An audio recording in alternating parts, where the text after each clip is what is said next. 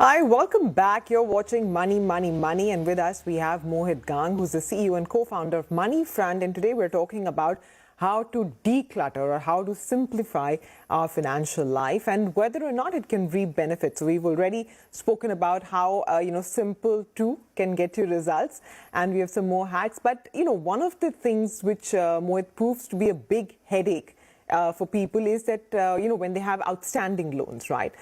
So how does one plan to sort of cut debt in a meaningful way that, you don't sort of end up, sacrificing everything else, plus you don't have sleepless nights because you have debt outstanding? Right. Look, I think Sumaira, most of us start our lives in negative, our earning careers in negative, which I mean to say is we start by paying off our educational loans, which we would have picked up for our higher education, so on and so forth, right? There are very few fortunate ones who start life with a zero base or with a positive base, as in the earning career. So everyone has to go through this cycle of debt. Now, look, debt is bad, but all debt is not bad. Debt which is useful is the one which you take for building, which is more like towards a capex or capital expenditure, which is more like building an asset. So for your education, it's like building an asset which repays you back throughout your earning career, right? Or you buy a house. It's a capital expenditure. It's more for your peace of mind and stability and so on and so forth, right? So you have to pick up those debts sometimes in your life. Debt which is bad is the one which you pick up for discretionary things, which you pick up for your lifestyle, which you pick up, let's say, to travel, you want to, or you pick up for your personal shopping, or you pick up those debts on your credit cards and your personal loans and so on and so forth. Those are blasphemous, honestly.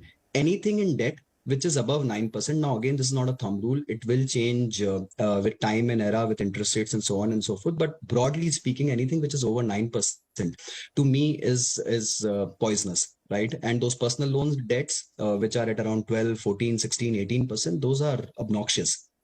So one has to be very careful why he's picking up debt. If it is for building an asset, then please, more than welcome, go ahead and pick it, but don't pick it beyond your paying capacity, which means that within that 50, 30, 20 rule, you should not over allocate, and that 50 should not be stretching and eating up into your investment corpus, basically. So the debt EMI has to settle within that 50 plus 30, 80 rupees component of your saving habits, right? And anything which is beyond that rate, or which is a credit card or a personal loan, should be clearly avoided, right? And that's more about on debt. Okay. What about a Provident Fund? I know you recommend it. Does it move the needle enough? Oh, look, I've been, for all my 20 years in this investing business, I've been a big advocate of personal PF and PPF, basically.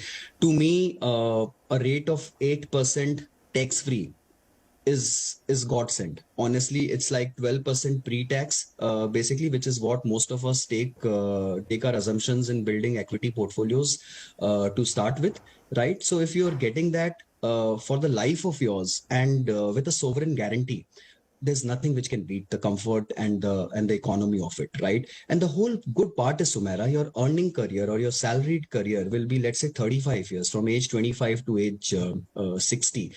You will not even realize that saving in that PF with that kind of an interest rate, it creates magic with compounding. For a 35 long years, the whole corpus which you accumulate will be huge and massive, and will be a big support system for your retirement. So that's personally a retirement corpus.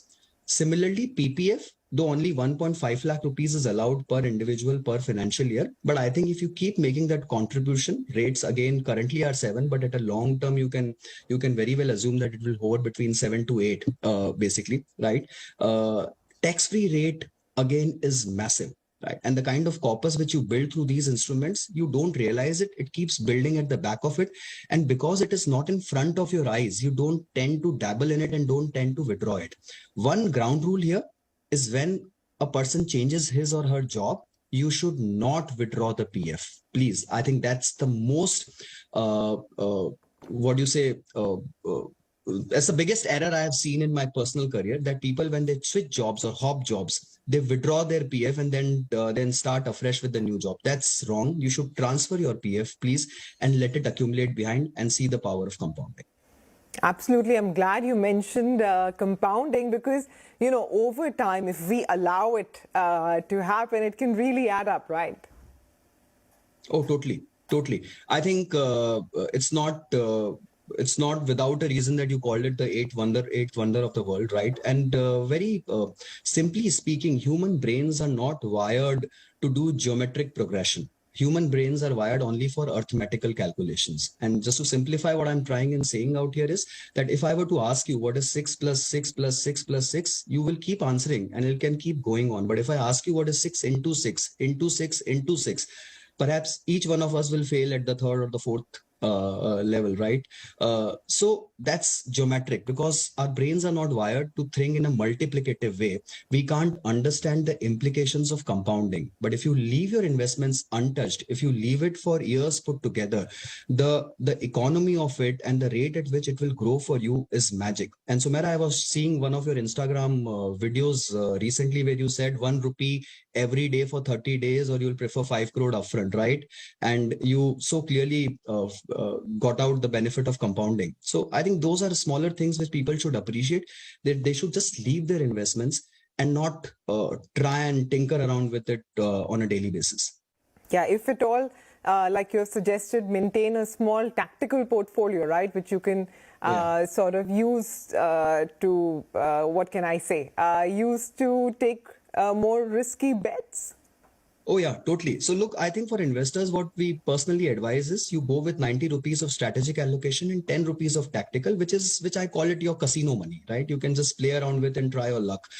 Investing more often than not is a game of luck and not so much of skill.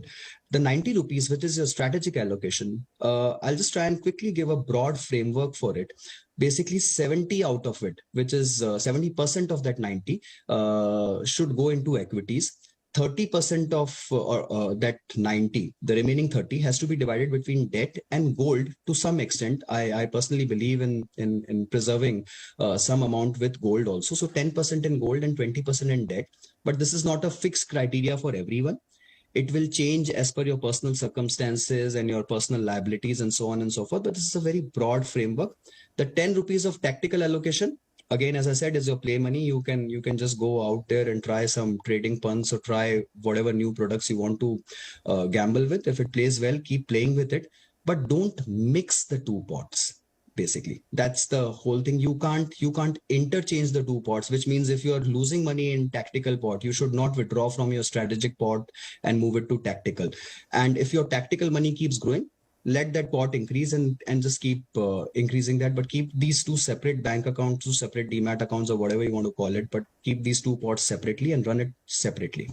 Okay. And just one final question, Mohit, because, we spend so much time discussing what to do that sometimes we forget what not to do. So what's in your not to do list? Sumera, look, I am a big fan of Roger Federer, and I can't stay away from commenting about him. I keep Roger Federer right behind me every time, basically. So 25 years of career is not built without avoiding mistakes, right? You have to stay fit through the course, and you have to avoid making mistakes. Same with investments. If you want to run your journey for 25, 30, 35 years, you have to avoid mistakes. You have to avoid high cost products. You have to avoid exotic products. You have to avoid insurance, which is linked with investments. That's the most blasphemous product I've ever seen in my life, basically. And you have to avoid anything which is complex. If you can't understand it, if it is too good to be true, it definitely is too good to be true. So just avoid it. The more you avoid, just keep avoiding everything. Just stay put with very basic, simple products which you can understand: your PF, your EPF, your PPF, your mutual funds, your SIPs, small amount of stock portfolio which you're very confident of. And that's about it. It will make a whole lot of money for you if you stop avoiding these, stop tinkering around with it and keep at it for 25, 30 years of your life. Avoid these mistakes and you will have the greatest compounding benefit one can ever reap and a huge corpus for your good and healthy retirement. All right, Mohit, thanks very much for joining in with these great insights. So keeping it simple is not always, unfruitful. Boring can actually get you the results that you desire. With that, we'll wind up on this edition of Money, Money, Money. Thanks very much for watching, and we'll see you again next week.